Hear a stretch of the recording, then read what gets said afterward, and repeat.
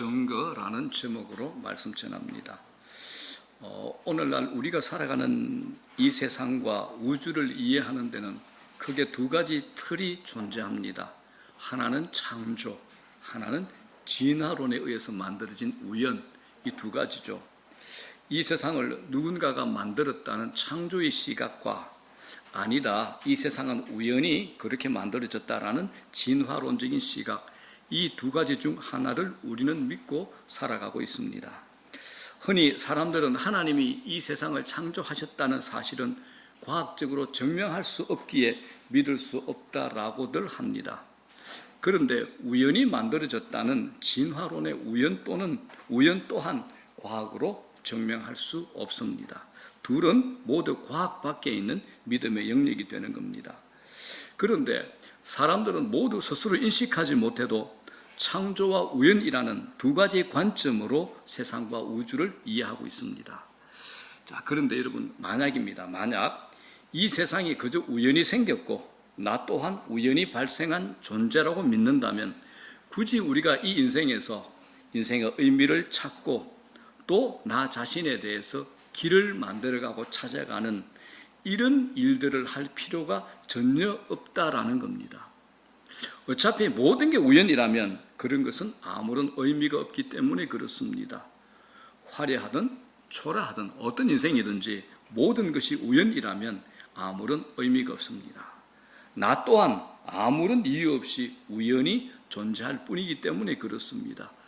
인생을 살아가다가 답답한 일 만나고 막막한 일 만나도 어쩌겠습니까? 애당초 난 그렇게 된 존재인 걸. 그런데 사람은 그 누구도 어쩌다 생겨난 존재처럼 살아갈 수는 없습니다. 우리는 누구나 내가 우연히 존재한다고 믿는 사람일지라도 우연을 넘어선 내 존재의 의미를 찾아가며 살아가고 있는 자들입니다. 그 우주와 별의 사진을 찍는 사람들이 있죠. 이게 천체 사진사라고 하는데 어떤 천체 사진사가 의미 있는 이런 말을 했습니다. 우리는 우주의 먼지다. 좀 듣고 보면 좀 기분은 나빠요. 그죠? 맞는 것 같은데 좀 기분 나빠요. 우리는 우주의 먼지다. 하지만 어차피 우주의 먼지라면 행복한 먼지가 되자. 이런 말을 했다고 합니다. 행복한 먼지가 되자. 이게 인간입니다. 내가 우주의 먼지에 불과하다는 것을 알기에 거기에 행복이라는 의미를 붙이지 않고서는 살 수 없다는 이런 존재, 이게 바로 우리 인간이 되는 겁니다. 그래서 사람들은 자신이 우연히 존재한다는 것을 머리로는 끄떡이지만 마음으로는 인정하지 못하고 있는 겁니다. 자, 여러분, 그런데 하나님은 이 말씀을 어떻게 시작합니까? 창세기 1장 1절에 뭐라 그러십니까? 태초에 하나님이 천지를 창조하시니라라고 말씀하십니다. 하나님이 세상을 창조하셨다는 이 말씀은 인간이라면 왜 이토록 의미를 추구하고 살아야 되는지 우리에게 알게 합니다. 그래서 미국의 나사 혹은 미국의 유명한 과학자들 중에 하나님의 창조를 믿고 받아들이는 부류들이 절반 이상은 되는 거로 제가 알고 있습니다. 성경은 분명히 우리가 우주의 먼지 따위가 아니라고 말을 합니다. 우리는 창조주 하나님의 형상을 따라 창조된 인격적이고 고귀하며 삶의 분명한 의미와 목적을 가지고 태어난 존재들이 바로 우리들입니다. 제가 다가오는 주간까지 안식 주간을 보내고 있는데 제가 지난 주간에 유튜브로 어떤 설교를 하나 듣고 그 아래 보니까 이제 어떤 흥미로운 영상이 있죠. 유튜브는 열면 그 밑에 연결된 영상이 있잖아요. 이건 뭐 알고리즘이라고 그러죠. 그걸 본 게 있습니다. 여러분들이 생각하실 때는 목사니까 당연히 목사님은 은혜로운 영상을 봤을 것이다 라고 상상하시겠지만 제가 본 것은 악당을 깨부시는 신나는 액션 영상이었습니다. 이런 영화는 졸다가 다시 눈을 뜨고 봐도 내용이 연결됩니다. 그래서 저는 이런 영화가 좋습니다. 졸린 눈을 번갈아 감아가면서 그래 봤습니다. 그런데 이 유튜브가 참 재미있었습니다. 한편으로 끝나는 것이 아니라 나도 모르게 보고 또 다른 것을 봤습니다. 나도 몰랐습니다. 무의식적으로 봤어요. 그래서 10여 분짜리를 대여섯 개를 본 것 같아요. 화들짝 놀라서 정신이 번쩍 들었습니다. 그런데 그 영상의 조회수를 보니까 보통이 수십만이에요. 조금 괜찮은 영상은 100만이 훌쩍 넘어가더라고요. 제가 이런 생각을 또 했습니다. 사람들이 왜 이런 것에 열광을 하는가 생각을 해봤습니다. 좋아요를 누르잖아요.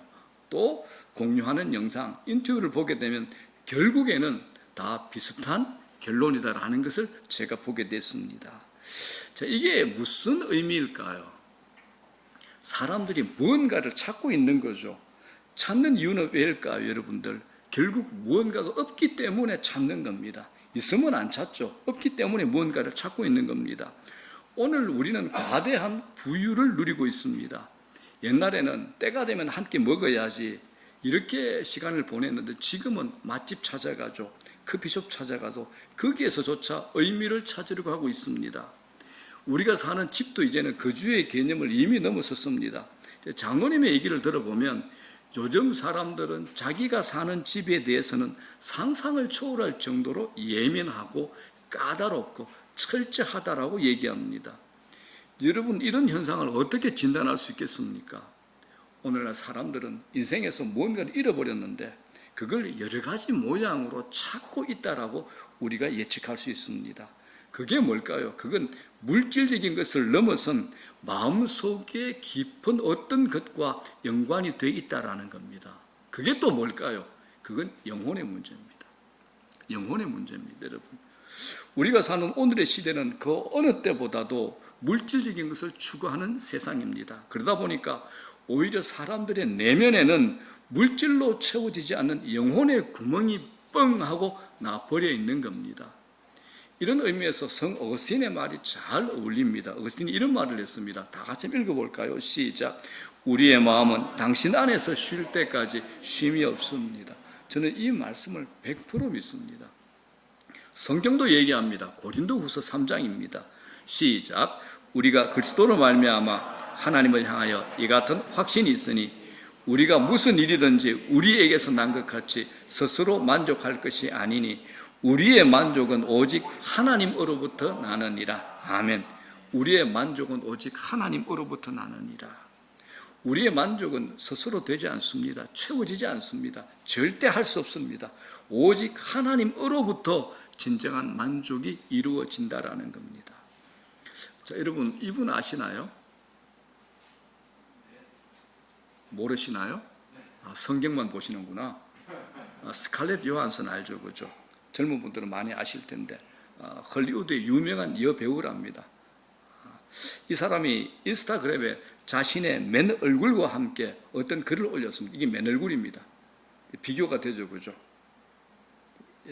이 사람이 인스타그램에 자기 맨 얼굴과 함께 어떤 글을 올렸는데 제가 이 글을 소개해 드립니다. 자, 제가 읽겠습니다. 메이크업과 빛나는 옷, 화려함을 거두고 나면 남은 건 평범한 소녀가 우연히 특별한 일을 하게 됐다는 사실뿐입니다. 연예인을 따라하고 그들처럼 되고 싶어하는 여성들을 많이 봅니다. 그들은 완벽해지고 싶어합니다. 완벽한 몸과 완벽한 피부톤을 가지려고 하지요. 하지만 그들은 모르는 게 있습니다. 그들이 되고 싶어하는 외모의 이면에는 많은 디자이너와 메이크업 전문가, 포토샵 가공과 동영상 편집 기술이 있다는 걸 말입니다. 그들은 아름다움을 잘 못 이해하고 있습니다. 내가 남들에게 어떻게 보일지만 신경 쓰면서 찾는 아름다움은 그리 좋은 게 아닙니다. 당신은 아무것도 신경 쓰지 않아야 합니다. 라면서 이렇게 결론 내렸어요. 실제의 당신을 사랑하세요. 그러면 화장 없이도 거울을 볼 수 있고 불완전한 자신을 기뻐할 수 있습니다. 자기가 자신을 사랑하지 않으면 누가 당신을 사랑하겠어요? 이런 글을 올렸습니다. 맞는 말이죠. 제가 읽어도 공감이 되고 위로가 될 만한 글이었습니다. 실제로 스칼렛 요한슨의 이 글은 많은 사람에게 감동을 주었고 한동안 그녀를 따라서 나 자신을 있는 그대로 사랑하자라면서 맨 얼굴을 인스타그램에 올리는 것이 유행했습니다. 자, 그런데 지금은 어떨까요? 자, 지금 어떨까요? 당당하게 나 자신을 사랑하자라고 외치던 사람들이 몇 달이 아니라 불과 며칠 사이에 다시 제자리로 돌아왔습니다. 자신을 다시 힘껏 꾸미고 치장하고 맨 얼굴을 감추고 화려해 보이는 누군가를 따라 시작했습니다. 비록 잠시였지만 나 자신을 있는 그대로 사랑하자는 요한 스칼렛의 말에 위로도 받고 공감은 됐지만 근원적이고 근본적인 치료는 되지 않더라라는 것입니다. 여러분, 그렇습니다. 이건 사실입니다. 자신을 안정감 있게 견고하게 사랑할 수 있게 되는 것, 이건 절대로 물질적인 차원 아닙니다. 이건 영적인 차원입니다. 돈으로, 지위로, 스펙으로, 성형으로, 물질적인 것으로 되지 않는 절대적 영적 차원의 문제입니다. 자신을 사랑할 수 있는 제일 좋은 방법이 뭘까요? 심리학에서 상담에서 하는 얘기가 있죠. 자존감입니다. 자존감을 높이는 겁니다. 그런데 이 자존감은 나를 만드신 창조주 하나님을 만나야 흔들리지 않는 자존감을 가질 수 있습니다. 창조주를 만나셔야 됩니다. 여러분, 물건이 고장나면 어떻게 하면 됩니까? 만드신 분을 찾아가면 되잖아요. 내 영혼이 구멍난 것은 나를 설계하시고 나를 만드신 창조주를 찾아가셔서 그분을 만나면 최고의 치료가 됩니다. 높은 자존감, 흔들림 없는 정체성은 나를 지으신 그분을 만나셔야 됩니다. 절대 다른 곳에 답 없습니다. 이 사실을 확증해 주는 에베소서 1장의 말씀이 있습니다. 이 말씀 암송하면 좋겠습니다. 자, 3절에서 5절까지 시작. 찬송하리로다. 하나님 곧 우리 주 예수 그리스도의 아버지께서 그리스도 안에서 하늘에 속한 모든 신령한 복을 우리에게 주시되 곧 창세전에 그리스도 안에서 우리를 택하사 우리로 사랑 안에서 그 앞에 거룩하고 흠이 없게 하시려고 그 기쁘신 뜻대로 우리를 예정하사 예수 그리스도로 말미암아 자기의 아들들이 되게 하셨으니. 이 말씀 암송하면 좋겠습니다. 로마서 8장과 에베소서 이 말씀은 암송하면 좋겠습니다. 그래서 제가 혹시 여러분들 만나서 불심 검문할 때 반드시 이 말씀을 외우시면 제가 통과시켜 드리겠습니다. 그렇죠? 자, 다시 한번 읽습니다. 믿음으로. 얼마나 영광스러운 우리의 존재, 우리의 신분, 우리의 위치를 확인시켜주는 말씀입니까? 자, 믿음으로 고백합니다. 시작. 찬송하리로다. 하나님 곧 우리 주 예수 그리스도의 아버지께서 그리스도 안에서 하늘에 속한 모든 신령한 복을 우리에게 주시되 곧 창세전에 그리스도 안에서 우리를 택하사 우리로 사랑 안에서 그 앞에 거룩하고 흠이 없게 하시려고 그 기쁘신 뜻대로 우리를 예정하사 예수 그리스도로 말미암아 자기의 아들들이 되게 하셨으니. 아멘.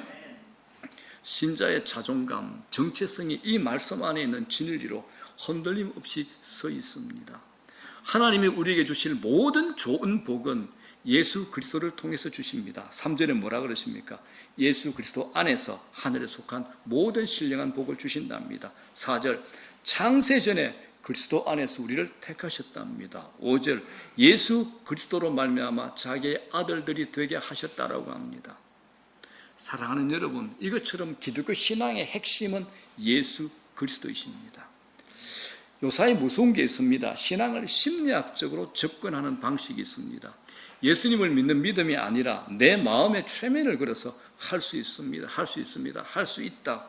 이런 식으로 신앙을 포장해서 믿음으로 둔갑하는 일이 많아서 우리에게 주의가 필요합니다. 자, 그렇다면 우리가 예수 그리스도를 믿는 참 믿음이 뭘까요? 자, 본문 요한 1서 5장 1절에 이렇게 말씀합니다. 시작. 예수께서 그리스도이심을 믿는 자마다 하나님께로서 난 자. 자, 여러분 물어볼게요. 여러분은 예수 그리스도가 여러분의 구주가 되십니까? 그렇다면 여러분들은 하나님께로부터 난 자가 됩니다. 하나님의 백성, 하나님의 자녀가 됩니다. 여기서 그리스도라는 말은 기름 부음 받은 자, 구세주, 메시아라는 뜻이 됩니다. 예수님만이 구세주임을 믿는 자가 하나님께로부터 난 자, 하나님의 자녀가 된다라는 선언입니다. 이 말씀이 굉장히 중요하기 때문에 또 반복을 합니다. 5절 다시 한번 읽습니다. 시작. 예수께서 하나님의 아들이심을 믿는 자가 아니면 세상을 이기는 자가 누구뇨? 자, 여기서 이제 아들이라는 표현에 혼동하지 마십시오. 하나님의 아들은 하나님입니까? 사람입니까? 예? 하나님의 아들은 하나님이십니까? 사람이십니까? 하나님이시죠. 그죠? 우리 자꾸 아들이라는 용어에 자꾸 헷갈리는데 하나님의 아들은 하나님이십니다. 이 믿음이 바로 성경에서 말하는 참된 믿음이 됩니다. 세상이 워낙 혼미하다 보니까 목사인 저도 요새 참 무섭기도 합니다. 이단과 거짓 믿음을 이야기하는 사람들이 성경을 가지고 포장은 하지만 그 속을 들여다보고 분석해 보면 성경과 전혀 다른 얘기하는 것들이 우리 주위에 너무 많습니다. 성경이 말씀하는 믿음이 뭐냐? 예수 그리스도를 믿는 믿음, 예수 그리스도를 바라보는 믿음이 참 믿음이 됩니다. 좀 더 정확하게 말씀드리면 예수께서 하나님의 아들이심을 믿는 믿음이 바로 성경적인 믿음이 됩니다. 자, 이 신약 성경에서 예수를 만났던 수많은 사람들, 병들었던 사람들, 귀신 들렸던 사람들, 절망했던 사람들, 인생의 패배자들이 예수를 만나서 병 고침받고 구원을 얻게 되었는데 이들을 자세히 한번 살펴보십시오. 그들은 한결같이 병 나았다, 귀신 나갔다, 위로받았다는 차원의 문제가 아니라 그것을 뛰어넘어서 예수님이 바로 약속된 하나님의 아들이요 구세주라는 사실을 깨닫고 믿어 죄사함을 얻어서 하나님의 자녀가 되고 천국 백성이 되었다는 사실입니다. 이게 바로 믿음입니다. 우리는 성경을 읽고 있습니다. 그렇다면 성령께서 이 성경을 기록해 하신 이유가 뭘까요? 왜 이것을 기록해 하셨을까요? 요한복음 20장 31절에 이렇게 얘기합니다. 다 같이 시작. 오직 이것을 기록하면 너희로 예수께서 하나님의 아들 그리스도이심을 믿게 하려 함이요.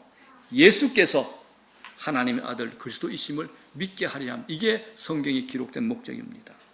그래서 믿음을 복잡하게 다각도로 해석하시면 안 됩니다. 신앙을 세상 것으로 포장해서 우리를 유혹하는 그런 유혹에 빠져서도 안 됩니다. 믿음이라고 말할 때는 예수 그리스도를 바라보는 것, 그리고 그 예수가 바로 하나님의 아들이라는 것을 믿는 겁니다. 다시 정리합니다. 믿음은 예수를 바라보는 겁니다. 예수님을 신뢰하는 겁니다. 그리고 그 예수가 바로 하나님의 아들임을 믿는다는 겁니다. 사랑하는 여러분, 예수가 하나님의 아들이라는 사실, 이 사실이 얼마나 엄청난 것인지 생각해 보셨습니까? 보통 우리가 예수님 생각하면 그분은 십자가에 못 박혀 돌아가셨고 사흘 만에 부활하셨다. 그리고 하늘로 올라가셔서 하나님 보좌 우편에 앉아 계신다. 그 정도로만 생각을 합니다만 아닙니다. 성경의 에베소서, 사도행전, 골로새서를 보게 되면 예수님이 십자가에 달리고 부활하시고 그리고 하늘로 올라가셔서는 하나님께서 만유를 다스리는 권세를 예수 그리스도에게 주셨습니다. 그래서 예수님이 만유의 주, 만유의 통치자, 온 우주 만물에 충만하신 분이 바로 예수 그리스도이십니다. 그래서 예수님은 하나님이십니다.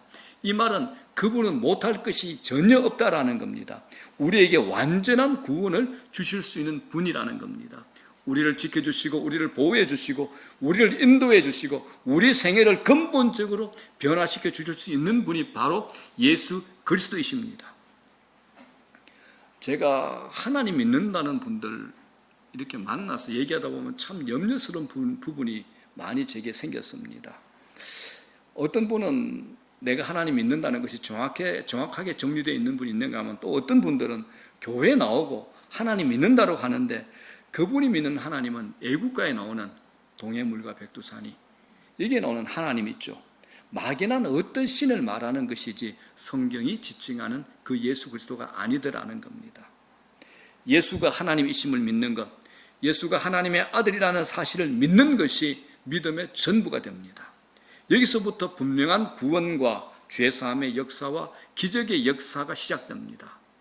성경에서는 이렇게 말합니다. 참된 믿음을 소유한 자가 세상을 이긴다라고 합니다. 저는 이 말씀을 그대로 믿습니다. 여러분들이 예수 그리스도를 신뢰하게 되면 세상은 무조건 이기게 되어 있습니다. 한번 온전히 믿어보십시오. 이러한 사람은 결단코 세상의 노예가 되지 않습니다. 왜냐하면 예수가 하나님이라고 하는 이 엄청난 사실을 믿음으로 고백했기 때문입니다. 예수가 하나님이십니다. 그 예수를 내가 신뢰합니다. 믿습니다. 이 고백 안에는 엄청난 능력과 엄청난 기적이 흘러 넘치기 때문에 그렇습니다. 여러분들 다들 예수 믿으시잖아요. 여러분 인생에 기적 중에 가장 큰 기적은 무엇이라고 생각하십니까? 제가 볼 때는 여러분 인생의 가장 큰 기적이 뭐냐? 예수 믿고 있는 거, 이게 가장 큰 기적입니다. 여러분이 예수 이름으로 하나님의 자녀가 된 기적보다 더 큰 기적이 어디 있겠습니까? 죄에서 자유로, 지옥에서 천국으로, 사망에서 생명으로 옮겨간 이 사실과 비교할 만한 기적이 또 어디 있겠습니까?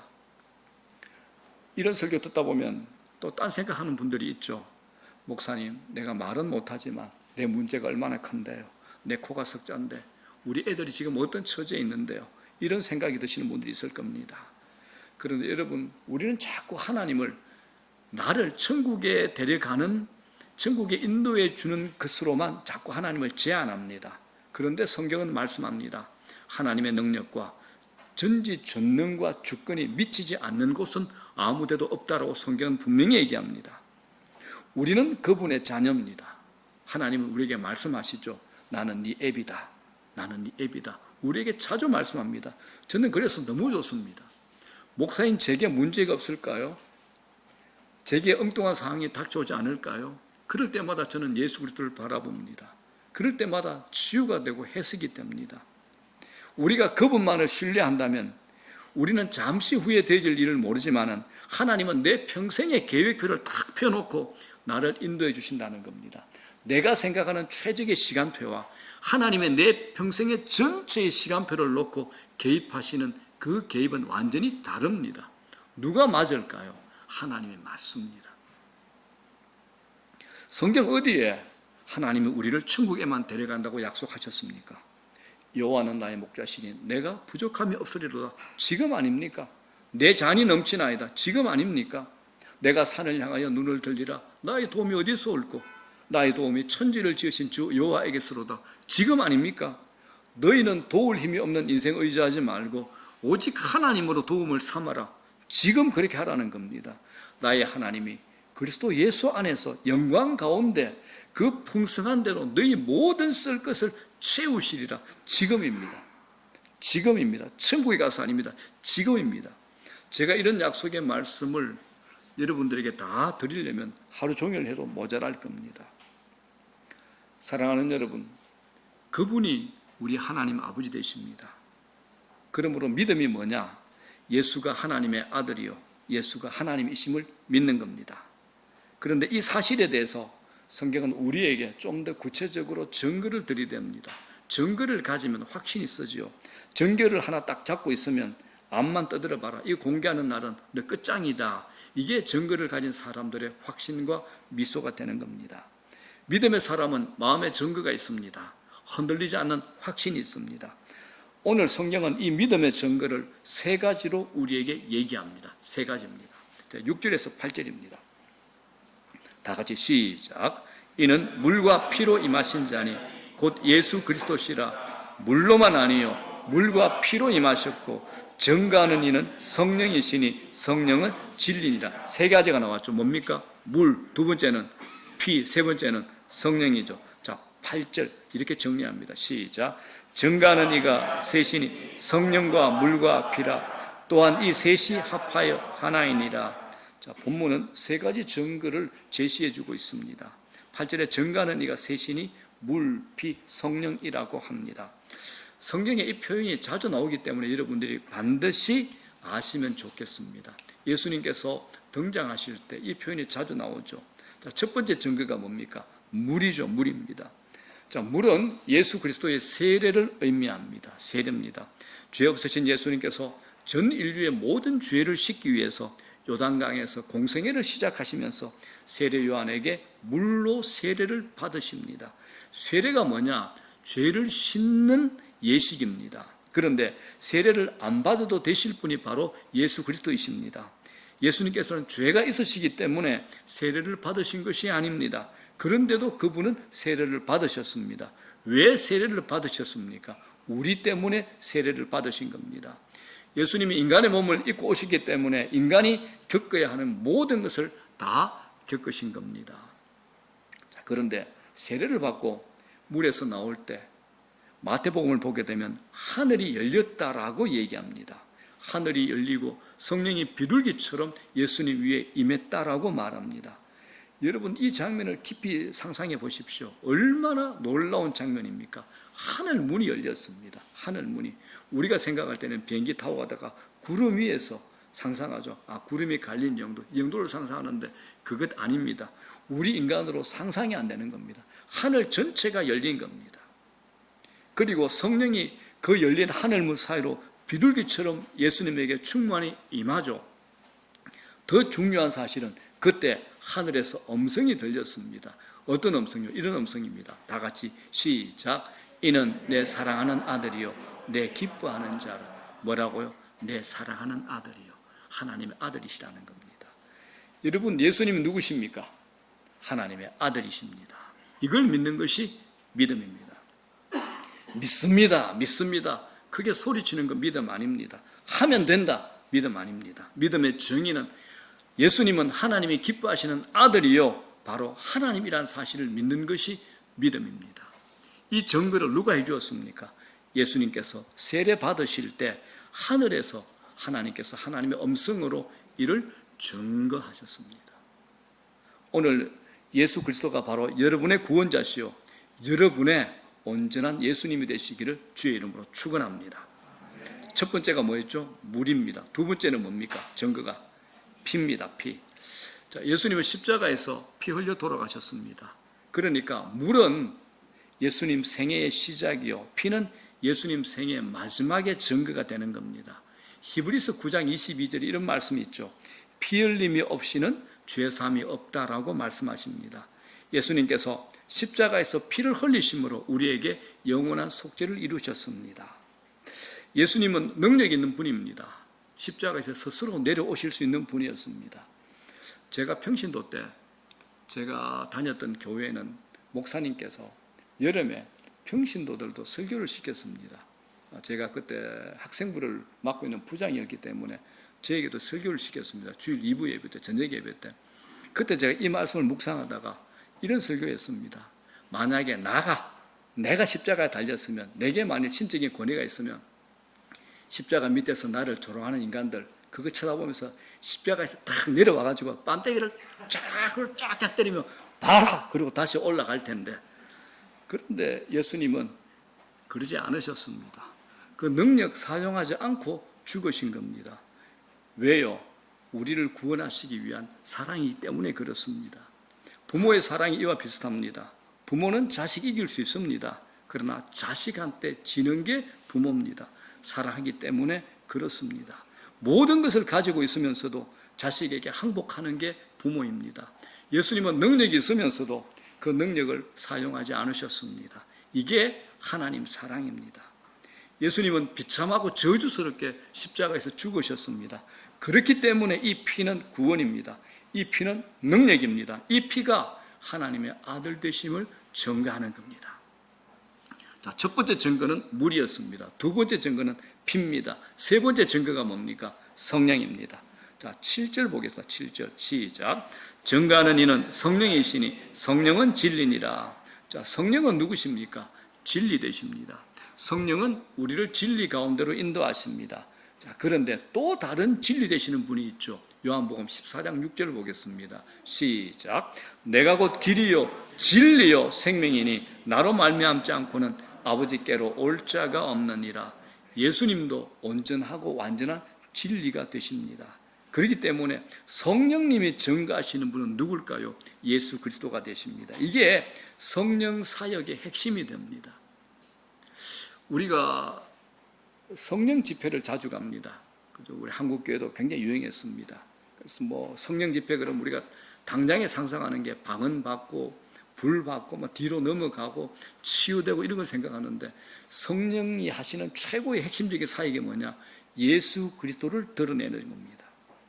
은사 받고 방언 받고 환상 보는 건 다 변두리입니다. 그건 나중의 일입니다. 나중의 일. 성령의 가장 핵심적인 사역이 뭐냐? 예수가 그리스도가 되시며 예수가 하나님의 아들 되시고 예수가 구원자 되시고 예수가 진리이심을 우리에게 알게 하는 겁니다. 그래서 성령 충만하게 되면 그 사람 입에서 뭐가 나오냐? 늘 예수가 나옵니다. 성령 충만하게 되면 24시간 예수님만 바라보는 겁니다. 성령 충만하게 되면 그분께만 영광과 찬양과 경배를 올리게 되는 겁니다. 나는 성령 충만해서 방언 받아서 맞습니다. 틀리진 않았습니다. 그러나 그건 저 뒤에, 한참 뒤에 있는 겁니다. 성령은 예수를 드러냅니다. 성령 사역의 핵심은 예수를 드러내는 겁니다. 성경은 세 가지 증거를 제시합니다. 물의 증거, 피의 증거, 성령의 증거가 됩니다. 이것처럼 분명한 증거가 어디 있겠습니까? 그럼에도 불구하고 사람들은 예수님을 믿지 않습니다. 아니, 예수님을 믿긴 하는데 하나님의 아들로 신적인 하나님으로 믿지 않는다라는 겁니다. 한 사람의 위대한 성자로만 믿습니다. 그래서 우리 기독교에서 슈바이처 박사를 잘 받아들이지 않는 게 그겁니다. 아프리카의 성자죠? 아니다. 슈바이처가 맞나요? 맞죠. 그분이 예수 그리스도의 신성을 인정하지 않습니다. 인성만 인정하는 겁니다. 여호와의 증인, 예수 그리스도의 신성, 하나님의 아들 되심을 인정하지 않습니다. 인간으로만 인정합니다. 이런 이단들이 너무 많습니다. 예수 그리스도는 완전한 하나님이십니다. 완전한 하나님이십니다. 예수 그리스도는 굉장히 좋은 사람 아닙니다. 성자 아닙니다.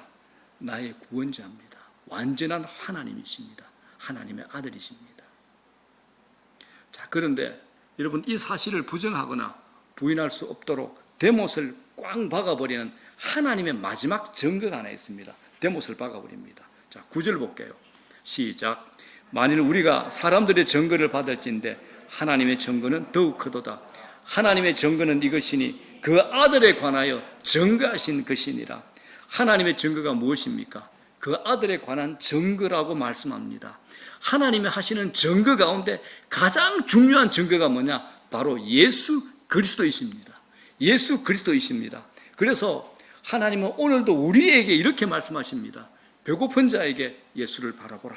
억울한 사람에게도 예수를 바라보라. 병든 사람에게도 예수를 바라보라. 손해본 사람에게도 예수를 바라보라. 아픈 사람에게, 상처가 많은 사람에게도 예수를 바라보라. 예수를 바라보라 말씀하시는 겁니다. 하나님의 증거 한 가지뿐입니다. 예수 그리스도를 바라보라는 겁니다. 예수 그리스도를 바라보라는 겁니다. 이게 우리에게 주시는 하나님의 해답의 전부가 됩니다. 네가 예수를 바라보라. 예수를 바라보라라는 겁니다. 사랑하는 여러분, 오늘의 이 어렵고 험난한 시간을 헤쳐나갈 수 있는 유일한 길이 무엇입니까? 하나님의 응답 단 한 가지입니다. 예수를 바라보라입니다. 예수를 바라보라입니다. 예수를 가만히 보고 있으면 거기서 해답이 나온다라는 겁니다. 저는 그렇게 살고 있습니다. 저는 그렇게 살고 있습니다. 힘들고 어려울 때마다 어떤 상황이든지 환경이든지 예수 그리스도를 초청하고 나는 예수님을 바라봅니다. 암에 걸려 죽어가는 사람들, 사고로 죽게 된 사람들에게도 해답은 한 가지입니다. 예수를 바라보라. 예수를 바라보라입니다. 혹시 하나님 지금 예수를 내가 얼마나 열심히 보고 있는지 아십니까? 라고 말할 수 있을 겁니다. 그러나 하나님은 말하십니다. 더 바라보라라고 우리에게 말씀하십니다. 하나님, 제가 지금 예수 믿기 위해서 이렇게 교회 나와서 예배 드리고 있지 않습니까? 라고 말할 겁니다. 그러나 하나님은 더 깊이 예수를 바라보라, 더 깊이 예수를 생각해보라라고 우리에게 말씀하시는 겁니다. 이게 하나님의 증거입니다. 이게 하나님의 증거입니다. 예수를 바라보라, 예수를 바라보라, 예수를 바라보라는 겁니다. 이제 말씀 정리합니다. 12절 보십시오. 다 같이 읽겠습니다. 시작. 아들이 있는 자에게는 생명이 있고 하나님의 아들이 없는 자에게는 생명이 없느니라.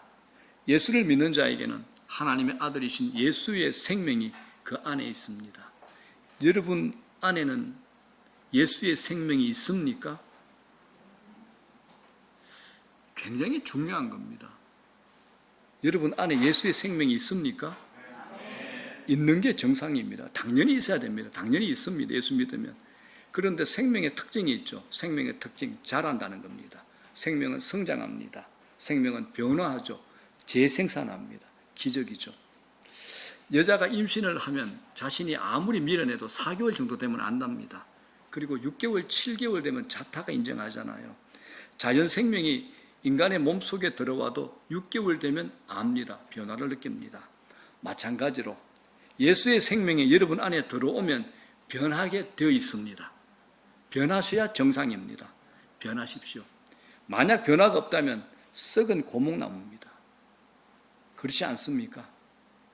저는 여러분들의 변화가 보입니다. 근데 본인이 본인을 참 잘 모릅니다. 늘 제자리 걸음인 것 같고 후퇴하는 것 같지만 남들이 볼 때는 분명히 변하셨습니다.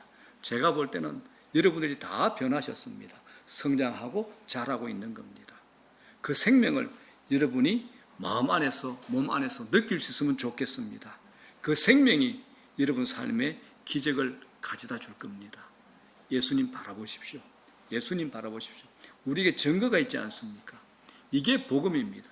이게 신앙의 제일 중요한 엑기스입니다. 제일 중요한 겁니다. 이게 예수 믿는 겁니다. 자,